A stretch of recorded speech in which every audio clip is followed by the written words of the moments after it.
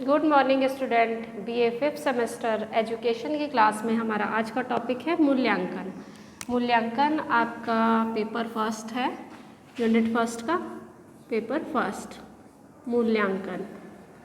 इससे पहले हम आकलन, मापन पढ़ चुके हैं और आज हम जानेंगे मूल्यांकन क्या है। तो देखिए, मूल्यांकन हमारा दो शब्दों से मिलकर बना है। अगर हम इसके शाब्दिक अर्थ पर जाते हैं, मूल्य प्लस अंकन, मूल्य प्लस अंकन या फिर अंक हम कह सकते हैं। ठीक है, हम इसे अंक भी कह सकते हैं। ठीक है, तो अच्छा, अंक क्या होते हैं? मैंने जब आपको मापन चैप्टर टॉपिक पढ़ाया था तो मैंने मापन में आपको बताया था मापन क्या है? लंबाई, चौड़ाई, भार, यानी जिसको हम अंकों में प्रदर्शित करते हैं।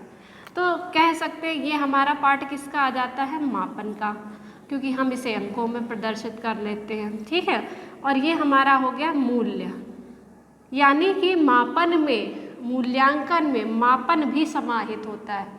एक निष्कर्ष हमारा क्या निकल के आया कि मापन में मूल्यांकन भी समाहित होता है, क्योंकि अंकों के आधार पर मूल्यों की व्याख्या करना, किसके आधार पर? अंकों के आधार पर मूल्यों की व्याख्या करना हमारा मूल्यांकन कहलाता है। ठीक है, अब एक इसको एग्जाम्पल से हम समझते हैं।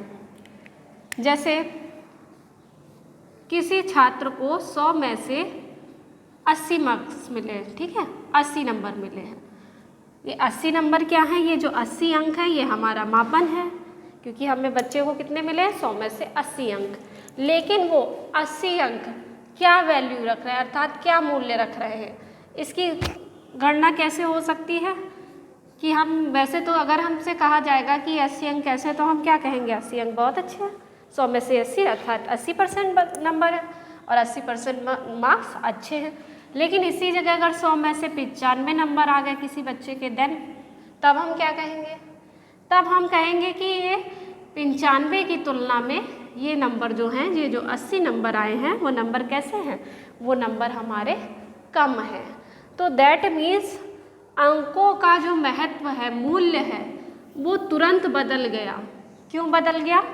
क्योंकि एक बच्चे के जहाँ 80 नंबर है तो दूसरे के 95 हैं, तो 95 वाला बालक प्रथम हो जाएगा और 80 वाला बालक क्या हो जाएगा?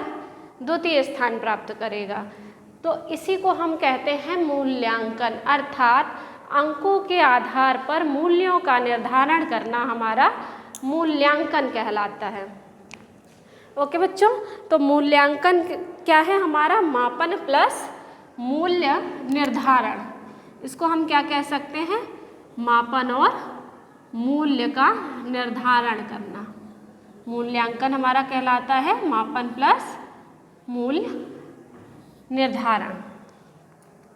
ठीक है, अधिगम की कुछ मूल्यांकन की जो है, हम कुछ प्रमुख विशेषताएं या फिर इसको अर्थ को हम इस तरह से और समझ सकते हैं कि मूल्यांकन में क्या क्या बताता है। मूल्यांकन पहली चीज़ हमें बताता है कि शिक्षण उद्देश्यों की प्राप्ति किस सीमा तक हुई है, अर्थात किस सीमा तक शिक्षण उद्देश्य प्राप्त किए जा चुके हैं, ये हम जानकारी करते हैं मूल्यांकन के माध्यम से। दूसरी बात, उसके लिए किस प्रविधि यानी किस टेक्निक का यूज़ किया गया है, कौन सी प्रविधि प्रयोग में लाई गई है या फिर विधि प्रयोग में लाई गई है। थर्ड, आपका अधिगम अनुभव कितने प्रभावी या फिर कितने प्रभावी उत्पादक रहे हैं। तो ये हमारा 3 चीज़ें मेन चीज़ होती हैं हमारी इससे रिलेटेड। ठीक है, सबसे पहले ऑब्जेक्टिव्स हमारे, यानी कि सीखने के उद्देश्यों की पूर्ति किस सीमा तक हुई है, बच्चे ने कितना सीखा है, ये हम बताते हैं। ठीक है, नेक्स्ट हमारा आता है टेक्निक कौन सी प्राप्त हुई है ना, कि बच्चे को कौन सी विधि या कौन सी प्रविधि के माध्यम से सिखाया अर्थात समझाया गया है। दूसरा पॉइंट हमारा ये आता है और थर्ड आता है लर्निंग एक्सपीरियंस, यानी अधिगम अनुभव।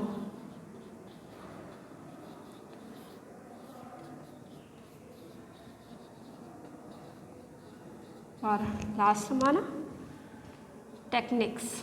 ठीक है,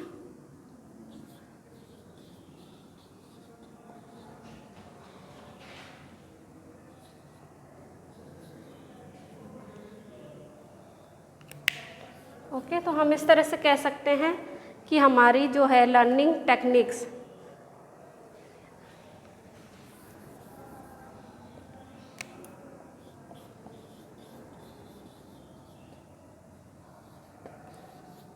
कि हमारी जो प्रोसेस है मूल्यांकन का वो निम्न 3 बातों से मुख्यतः संबंधित रहता है। वो 3 बातें क्या हैं? पहला हमारा उद्देश्य यानी ऑब्जेक्टिव क्या रहा, दूसरा हमारा एक्सपीरियंस अनुभव क्या है, और थर्ड हमारा टेक्निक यानी किन किन प्रविधियों का या विधियों का यूज़ किया गया है इसको प्राप्त करने के लिए। तो ये मुख्यतः 3 बातें हमारी आ जाती हैं मूल्यांकन के अंतर्गत। ठीक है बच्चों, तो ये हमारा हो गया मूल्यांकन। अब हम चलते हैं इसकी परिभाषा की ओर। अब वैसे एक एग्जाम्पल से तो मैंने आपको समझा दिया है, दूसरी चीज़ आप और थोड़ा सा समझिए। अंक तो आप समझ गए हैं बहुत अच्छी तरीके से कि अंक क्या है। नेक्स्ट आ जाता है आपका मूल्य निर्धारण। इसको आप एक और छोटे से एग्जाम्पल से समझिए। जैसे आपके कई सारे एग्ज़ाम्स को ऐसे होते हैं जिसमें रिटन भी होता है और आपका इंटरव्यू भी होता है। अच्छा, रिटन में क्या होता है? रिटन में आपका आ जाता है मापन अर्थात अंक कि 100 में से मुझे 80, 85 जो भी मार्क्स मिले, जो भी नंबर मिले हैं वो हमारे आ गए। ठीक है, रिटन क्वालिफाई हो गया। देन बारी आती है इंटरव्यू की यानी साक्षात्कार में। अब साक्षात्कार में आपके कई सारी पहलू शामिल होते हैं व्यक्तित्व के, जस्ट लाइक आपकी पर्सनालिटी, आपका व्यक्तित्व कैसा है, वे ऑफ टॉकिंग कैसा है, प्रेजेंस ऑफ माइंड कैसा है। कई ऐसे महत्वपूर्ण पहलू हैं जिनके आधार पर आपका इंटरव्यू होता है। ठीक है, और इंटरव्यू में अगर आप सेलेक्ट हो जाते हो देन आपको फाइनल जॉब मिलती है ना। तो ये चीज़ क्या है? मापन का हमारा रिटन के अंतर्गत आ गया। और मूल्यों का निर्धारण हमारा इंटरव्यू मेथड से हो गया। तो इस प्रकार हमने एक फाइनली जॉब के लिए हमारा सिलेक्शन इन 2 चरणों से होकर गुजरा, मापन और मूल्यांकन, जिसमें हमारा फाइनली मूल्यांकन क्या आया? मूल्यांकन के ही अंतर्गत ये दोनों चीज़ें हमारी सम्मिलित हैं। कौन कौन सी? मापन प्लस मूल्यों का निर्धारण। चलिए अब इसकी हम एक परिभाषा देख लेते हैं। कोठारी आयोग के अनुसार मूल्यांकन की परिभाषा क्या है? विद्यालय की प्रगति के अनुसार, कोठारी आयोग के अनुसार मूल्यांकन की परिभाषा। कोठारी आयोग के अनुसार मूल्यांकन की परिभाषा क्या है? विद्यालय की प्रगति के साथ साथ बालक के व्यवहार में जो परिवर्तन होते हैं उन्हें उनके विषय में सूचना एकत्रित करना एवं व्याख्या करने की प्रक्रिया। ठीक है, क्या कहलाती है हमारी? मूल्यांकन।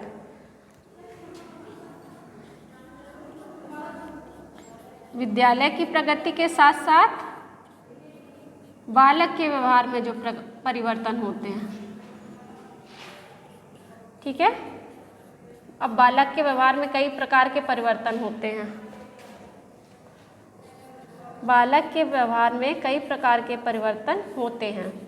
कैसे होते हैं मैं अभी इसे एक्सप्लेन करती हूँ। व्यवहार में परिवर्तन होते हैं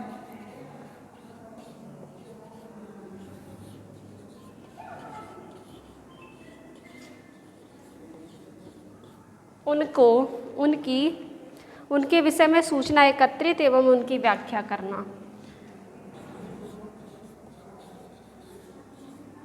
उनके विषय में सूचना एकत्रित करना और उनकी व्याख्या करना ही क्या कहलाता है? मूल्यांकन कहलाता है। शैक्षिक मूल्यांकन ये आपका आ जाएगा। ओके,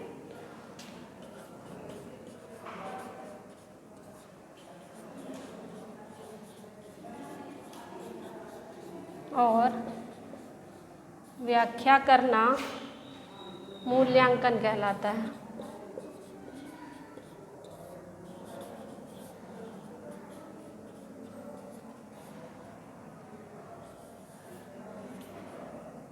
क्या कहलाता है?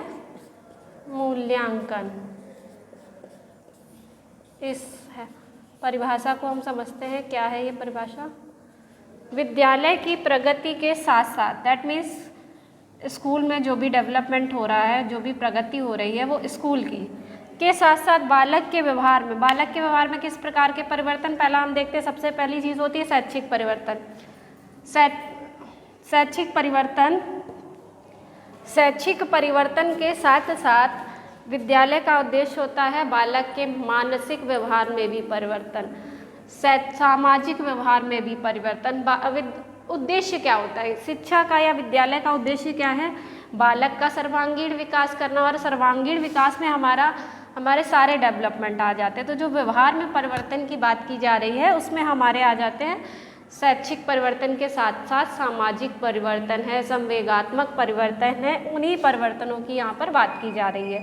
जो बालक के व्यवहार में परिवर्तन होते हैं उनके विषय में सूचना एकत्रित करना और इनकी व्याख्या करना ही क्या कहलाता है? हमारा मूल्यांकन कहलाता है। ठीक है, इसके विषय में डेटा कलेक्शन किया जाता है बच्चे के। जैसे आप देखते हो शैक्षिक रिपोर्ट बनता है, ठीक है, उसमें आपके सारी चीज़ें देखी जाती हैं। स्पेशली आज के टाइम में जो भी है काफ़ी सारे परिवर्तन आए हैं, तो उसमें हर एक चीज़ देखी जाती है। बच्चे का विद्यालय में ओवरऑल परफॉर्मेंस कैसी है, तो उस परफॉर्मेंस के आधार पर वो परफॉर्मेंस एकत्रित करना जो होता है वो हमारे मूल्यांकन का ही एक चरण है। ठीक है बच्चों, तो इसी के साथ हमारा ये आज का टॉपिक कंप्लीट होता है। थैंक यू बच्चों।